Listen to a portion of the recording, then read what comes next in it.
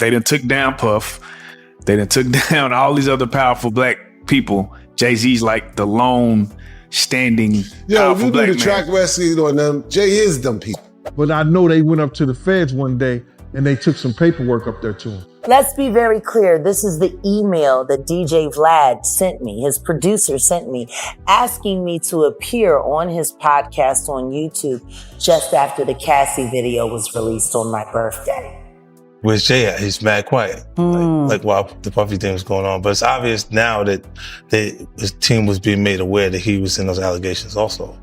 You know, so I hope it works out, because with his family, the things that go on internally is that those accusations are crazy. 50 Cent. No one's scared of 50 Cent. I want everyone to be clear. No one's scared of 50 Cent.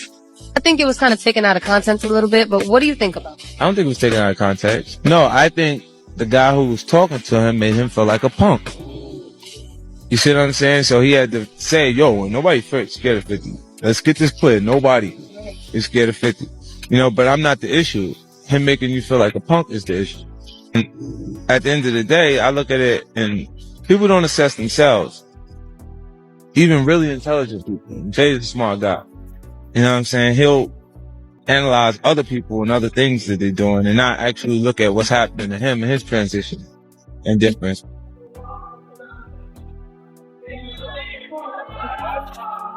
What's up, Jay-Z?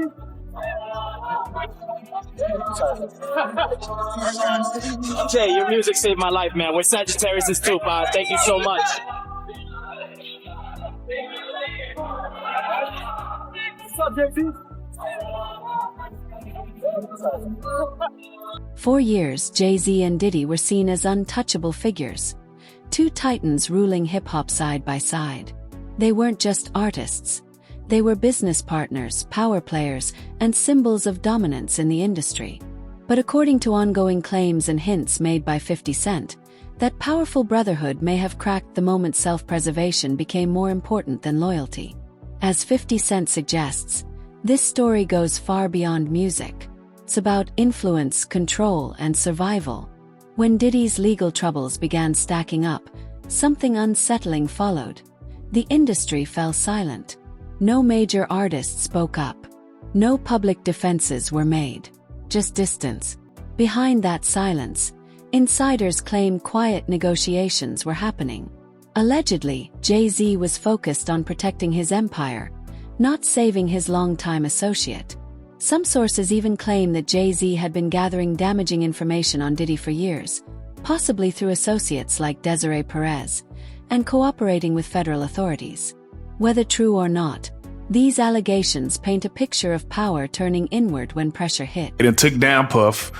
They done took down all these other powerful black people. Jay-Z's like the lone standing powerful black man. Yo, if you do the track wrestling on them, Jay is them people. If you do the history of most of the people that got in trouble in the industry, big trouble, who they went to for help? That's true. When Lil Wayne was in trouble, who'd he go to? When Meek Mills was in trouble, who'd he go to? Meek Mills said it himself. Desiree helped me. You understand? So how could he be up next?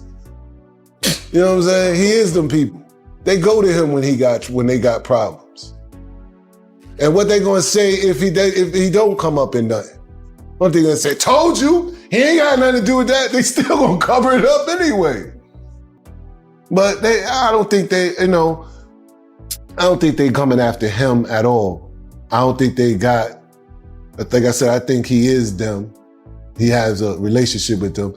You talking about a woman that had a relationship with the feds for 20-something years. 4 months, 50 Cent has insisted that powerful figures were sitting on real evidence. Not rumors, not gossip, but recorded material.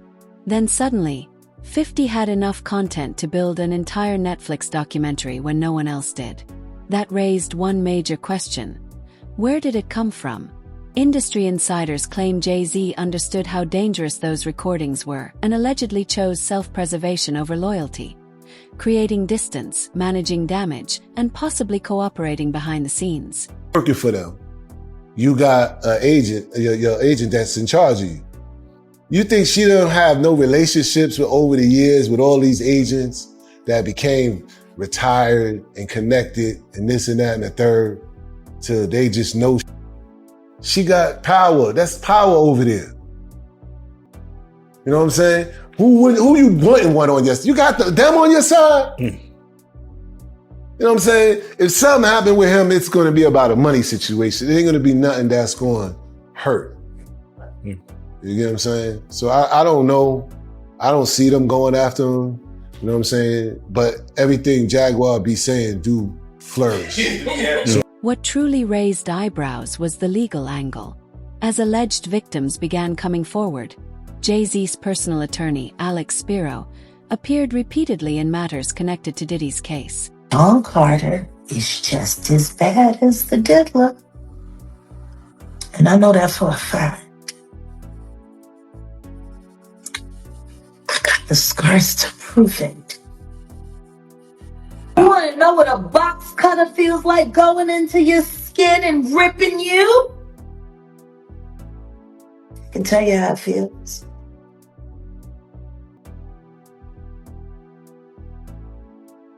Y'all ain't seen shit yet. That Cassie shit, that's nothing.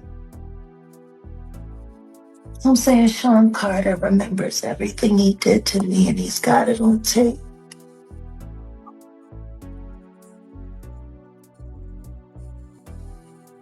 Just like Diddy.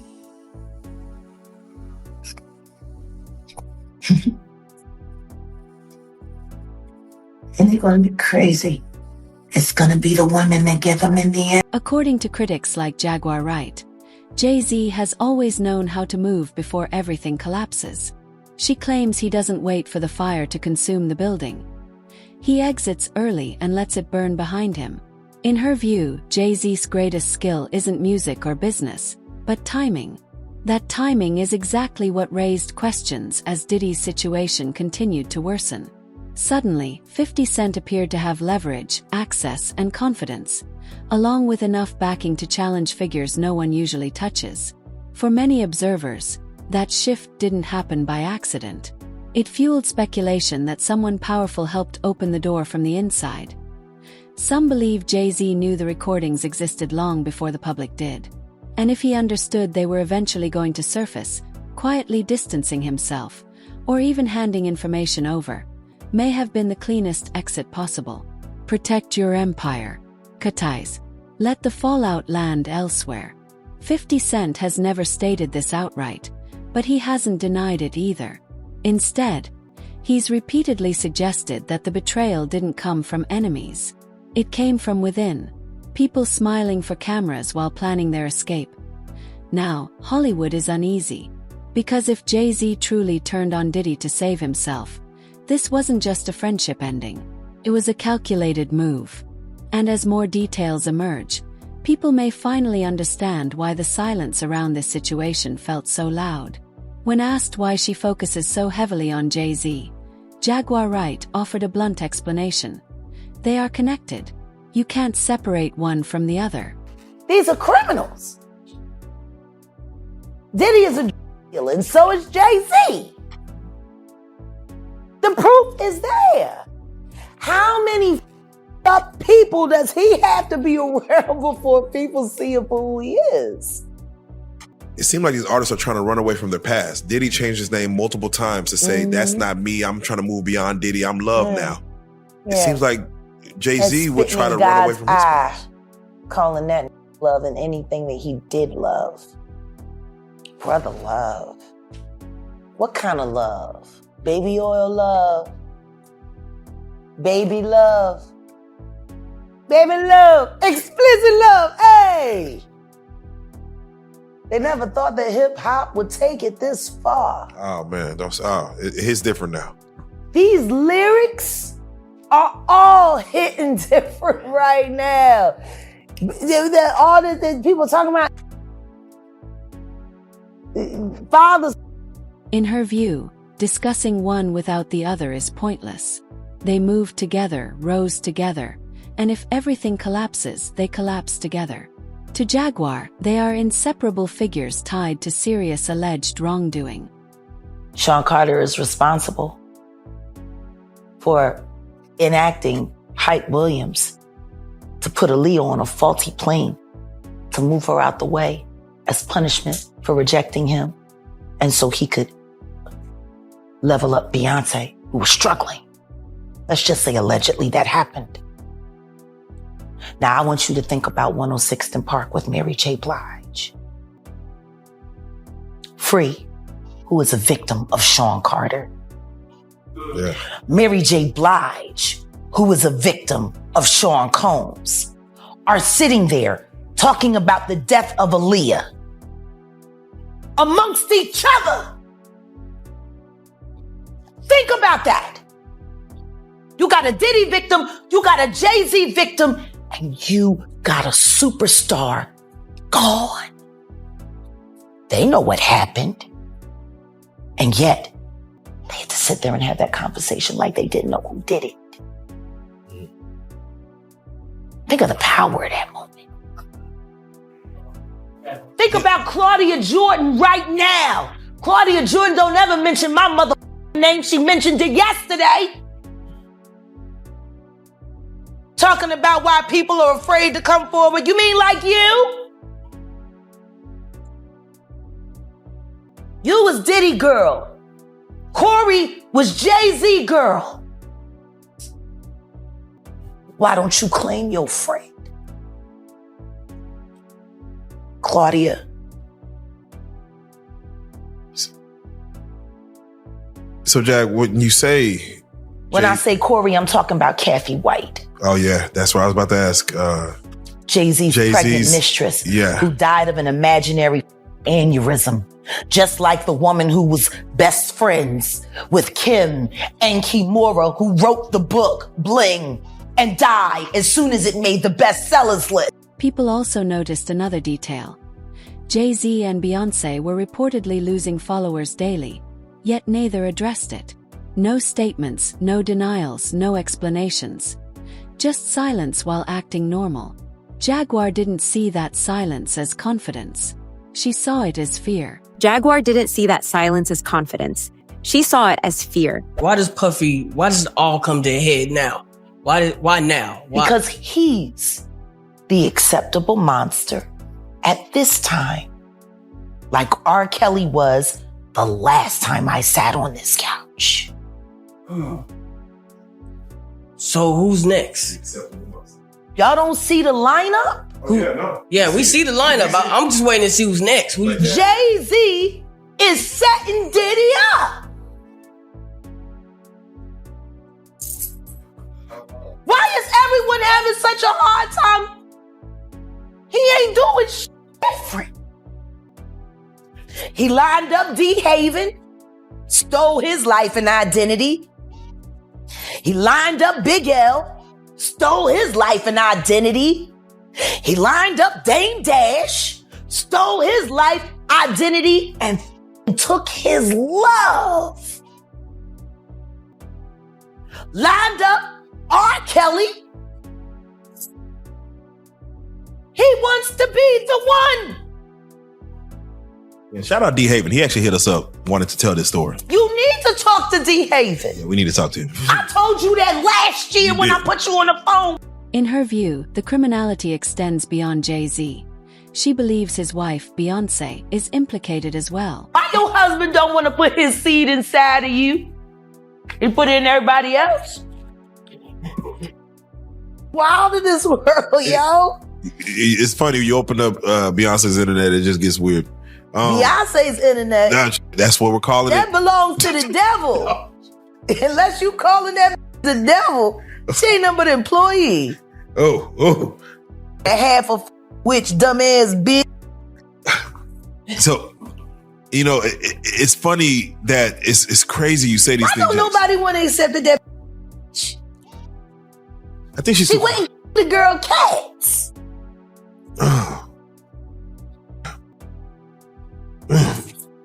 Okay. A girl went to court and charged her with extreme witchcraft.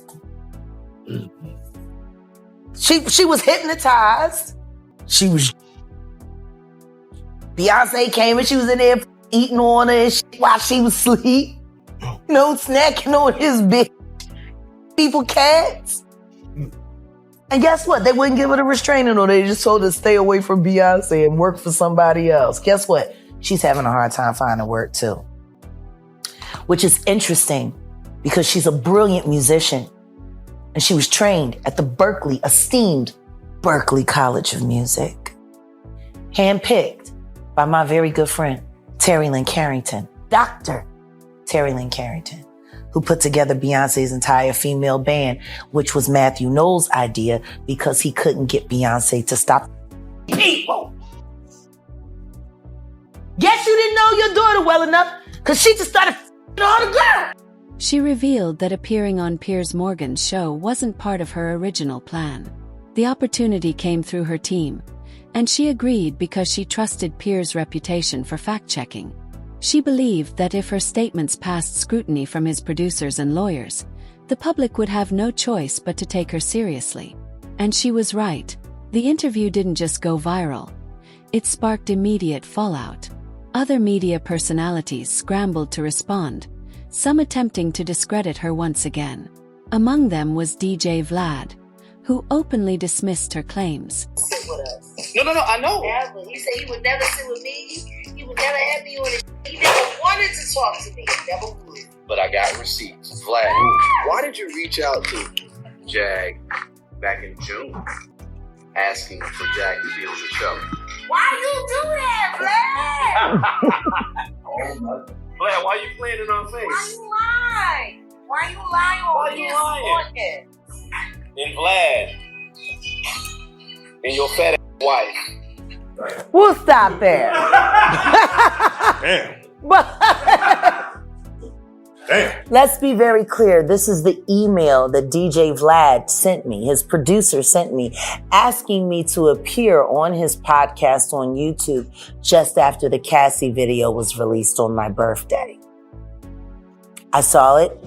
I never responded. Odell responded. Weeks and weeks later. But then again, Diddy was already in trouble, so you really didn't need to talk to me because you couldn't do much disinformation with me.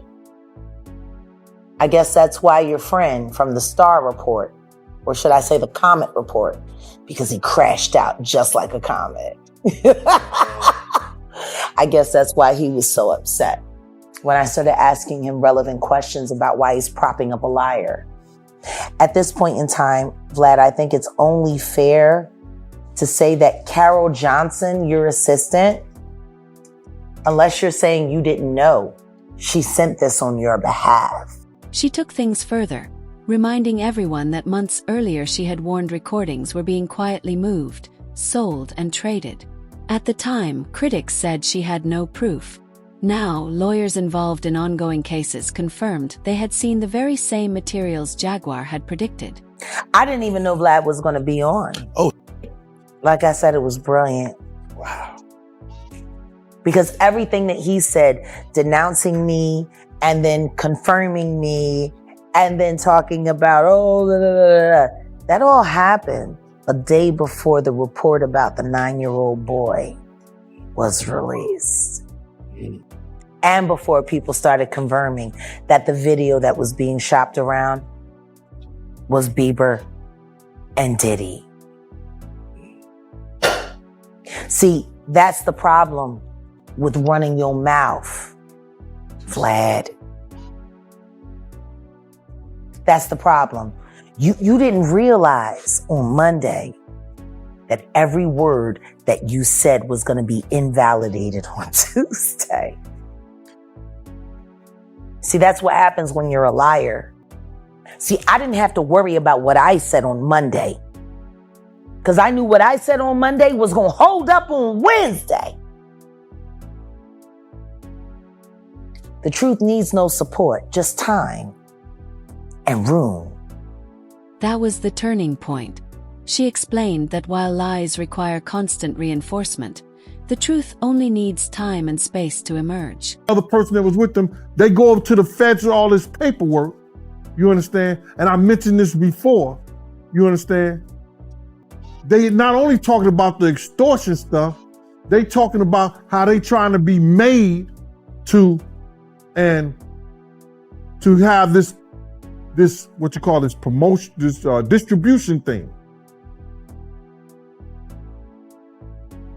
and which I'm finding out they wasn't even going to be a part of it until later, but they was in fear, like they was trying to be made to be a part of this whole distribution thing that Suge Knight was trying to build up with Rockefeller, because it was Dame Dash, it was Irv Gotti, it was Jay Prince, and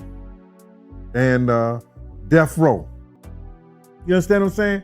So now everybody wanna know who's this and who's that, and wanna go back and say, yo, how do you know?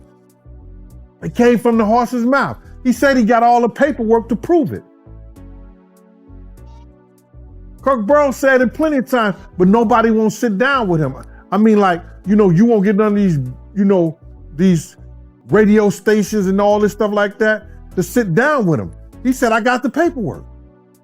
He got files from the from the DEA and the FBI, all that stuff like that. He got plenty of paperwork. Names once considered untouchable are now quietly linked to events discussed years ago, with Jay-Z's name repeatedly surfacing in these ongoing allegations. Puffy told, but Jay-Z, I didn't know about that. So Jay-Z, he told too? Said that years ago, man. Said that years ago. What are you gonna do? They're gonna do whatever. Yo, listen to me.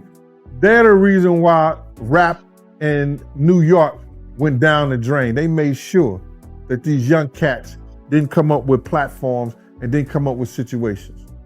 Like Jay-Z, let me tell you something. Jay-Z and it's funny. It's funny. We were talking about how Puff and Ja Rule was cool.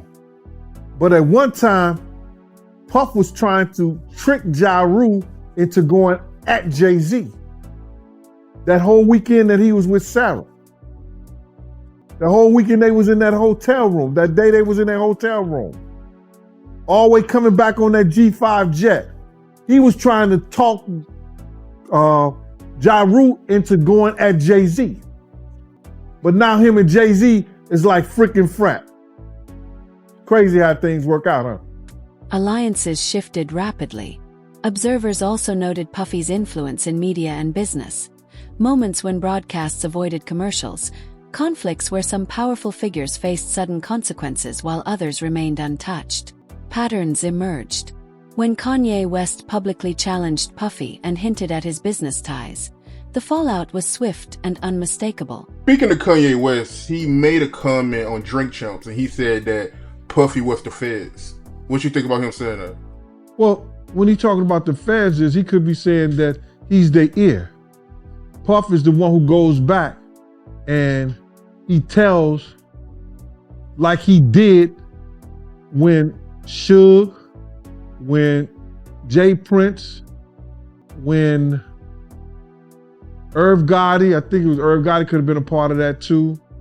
When they was all trying to get that distribution company together, he the one went back and told Jimmy Iovine them, and then him and Kirk Burrows Kirk said he didn't know what he was doing. They took paperwork and they took some stuff up to the feds, you understand, regarding Death Row now. I don't know the intricate details of what they took, but I know they went up to the feds one day and they took some paperwork up there to them. This brings us back to the original claim. While the full details may remain hidden, the pattern keeps repeating. Stories told years ago now align with current accounts, transforming what once seemed like rumors into a sense of history catching up.